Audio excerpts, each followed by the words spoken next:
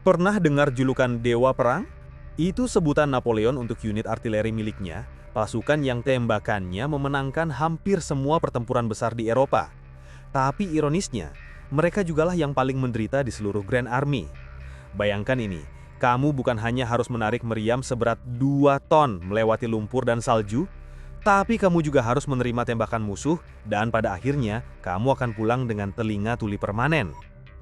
Video ini akan membongkar sistem yang kejam dan penderitaan fisik ekstrim yang membuat kehidupan tentara artileri Napoleon lebih menyedihkan daripada infanteri biasa. Ini bukan kisah kemenangan, tapi kisah penderitaan yang tersembunyi di balik kejayaan. Kita akan lihat bagaimana undian rekrutmen yang tidak adil dan kengerian medan perang menjebak mereka dalam neraka yang tak terhindarkan. Grand Army atau pasukan besar adalah sebutan untuk tentara Napoleon Bonaparte yang mendominasi Eropa pada awal abad ke-19. Ini bukan sekedar tentara Perancis, ini adalah mesin perang multinasional yang terdiri dari ratusan ribu prajurit dari berbagai negara sekutu seperti Italia, Jerman, dan Polandia yang dipaksa bertarung di bawah panji Perancis. Fokus utama dari Grand Army adalah kecepatan dan manuver. Napoleon mengorganisir pasukannya ke dalam unit mandiri yang disebut Corps, yang bisa bergerak dan mencari makanan sendiri atau foraging secara cepat, sebelum akhirnya berkumpul untuk melancarkan serangan kejutan yang mematikan. Di tengah pasukan besar ini, artileri atau pasukan meriam punya tempat yang sangat spesial dan menentukan. Napoleon sendiri, yang awalnya adalah seorang prawira artileri, menjuluki unit ini sebagai Dewa Perang. Ini bukan sekedar julukan keren. Di bawah taktik Napoleon, artileri tidak lagi ditempatkan di belakang untuk tembakan sporadis, melainkan dipusatkan dalam jumlah besar atau Grand Battery untuk menghancurkan titik-titik lemah musuh dengan tembakan masif dan berulang-ulang. Kemenangan ikonik Austerlitz sangat bergantung pada daya tembak artileri ini. Prajurit artileri adalah arsitek kemenangan yang disegani musuh. Namun, di balik kejayaan dan nama besar Dewa Perang, ada kontras yang menyedihkan. Prajurit artileri adalah korban logistik terberat dan target prioritas musuh. Seiring waktu, bagi mereka, gelar Dewa Perang terasa seperti kutukan, sebab status elit itu tidak mengurangi, melainkan melipat gandakan penderitaan yang harus mereka tanggung di medan perang dan perjalanan.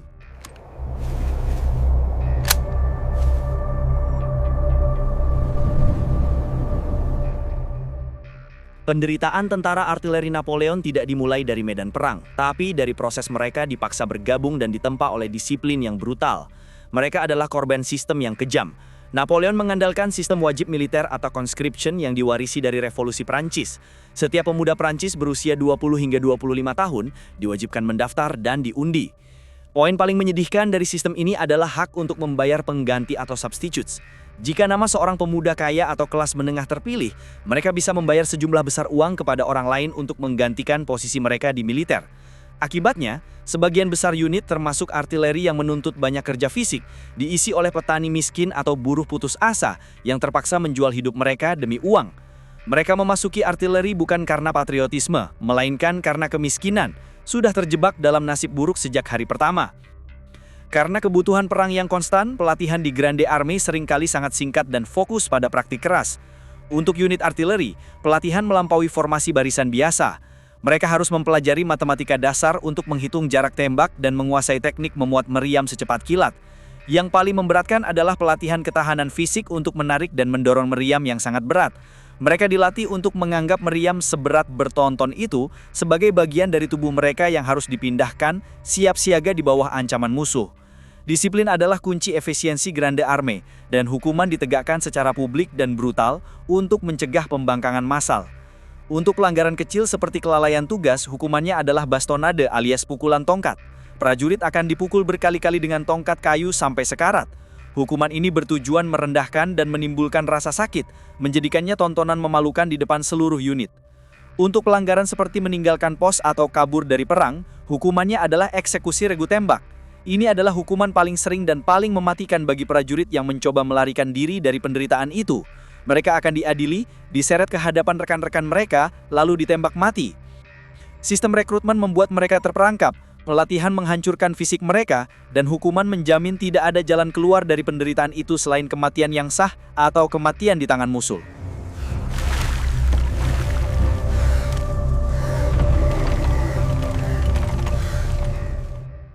Jika sistem telah menjebak mereka, maka medan perang adalah tempat di mana tubuh dan jiwa tentara artileri dihancurkan.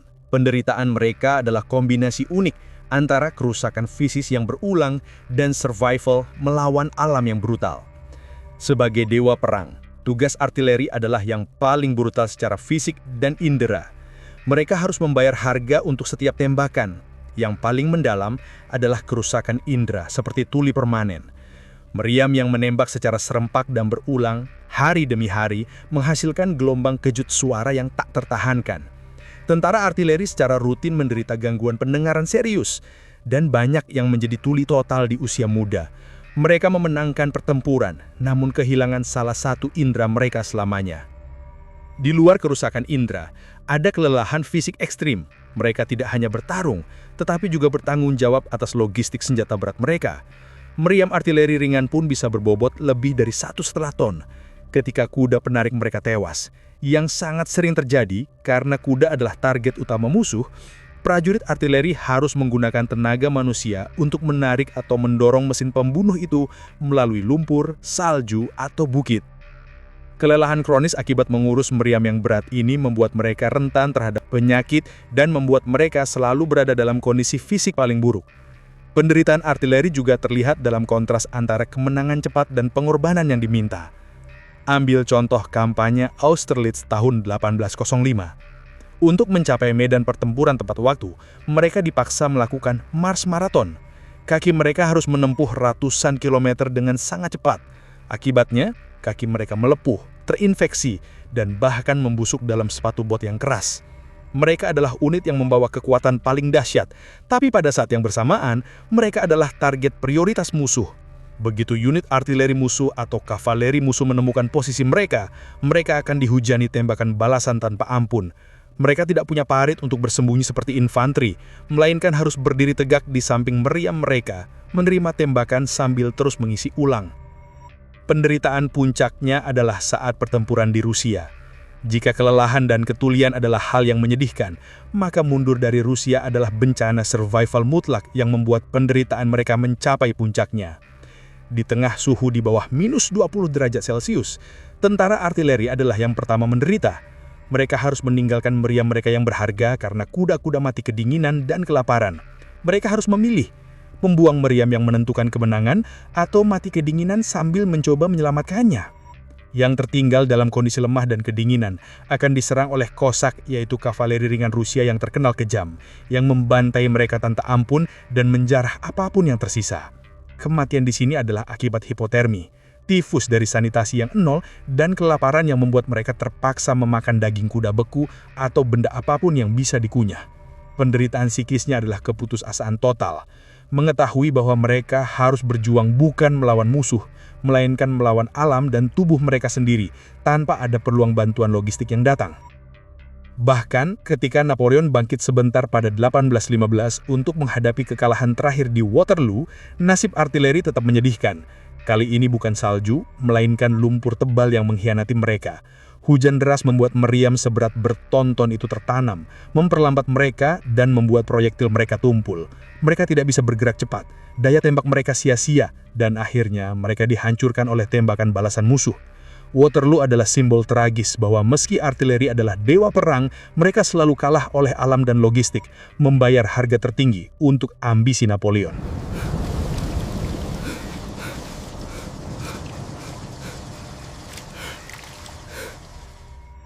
Bagi tentara artileri Napoleon yang berhasil selamat, peperangan tidak berakhir saat perjanjian perdamaian ditandatangani. Mereka pulang sebagai pahlawan yang secara fisik dan mental telah hancur. Kelangsungan hidup mereka datang dengan harga yang sangat mahal. Salah satu luka yang paling khas adalah ketulian permanen atau kerusakan pendengaran yang parah. Mereka mungkin telah memenangkan Austerlitz dan Jena, tetapi mereka pulang dalam kesunyian yang memekakkan. Hidup di tengah masyarakat tanpa bisa mendengar dengan baik menjadi kesulitan sosial dan ekonomi yang besar. Selain itu, mereka yang selamat dari Rusia sering kehilangan jari, telapak kaki, atau bahkan kaki karena radang panas atau frostbite parah yang harus diamputasi tanpa perawatan memadai. Mereka menjadi veteran cacat yang sulit beradaptasi. Beban mental yang mereka bawa pulang jauh lebih berat daripada luka fisik. Mereka menyaksikan kengerian yang tak terbayangkan. Rekan mereka mati membeku, kelaparan hingga nekat memakan benda tak layak, dan eksekusi kejam di depan mata. Mereka menderita apa yang sekarang kita kenal sebagai trauma pasca perang. Mereka ketakutan dan bermimpi buruk. Malam hari dihantui dengan suara dentuman meriam yang sudah tidak ada, bau mesiu, dan teriakan rekan yang terperangkap di bawah salju atau lumpur. Mereka juga mengalami isolasi sosial, di mana masyarakat sipil mungkin menghormati mereka sebagai pahlawan, tapi sulit bagi para penyintas ini untuk berhubungan kembali dengan kehidupan normal. Pengalaman ekstrim mereka menciptakan jurang antara mereka dan keluarga yang tidak pernah mengalaminya. Penderitaan akhir mereka adalah kontras yang pahit.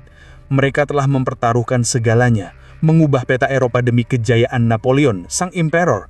Namun ketika Napoleon kalah dan rezimnya runtuh, pengorbanan mereka terasa sia-sia. Mereka pulang dengan tubuh yang cacat dan pikiran yang rusak, menjadi pengingat yang menyakitkan tentang ambisi yang terlalu besar. Mereka adalah mesin kemenangan yang ditinggalkan, sebuah ironi sedih di balik julukan agung Dewa Perang. Kita telah melihat bagaimana kehidupan seorang tentara artileri Napoleon adalah sebuah tragedi yang terstruktur. Penderitaan mereka bukanlah kecelakaan, melainkan hasil dari sistem yang dirancang untuk mengorbankan kelas bawah demi ambisi kekaisaran. Jika sejarah yang satu ini saja sudah sangat brutal, bayangkan kengerian lain yang tersembunyi. Jangan biarkan kisah-kisah tragis ini terlupakan. Saya pengen tahu, penderitaan militer apa lagi yang ingin kamu ketahui secara mendalam? Tuliskan pendapatmu di kolom komentar. Dan jika kamu tertarik dengan detail gelap di balik sejarah yang termasyur, jangan lupa like video ini dan subscribe Kopral Gondrong untuk membongkar kisah-kisah tragis lainnya.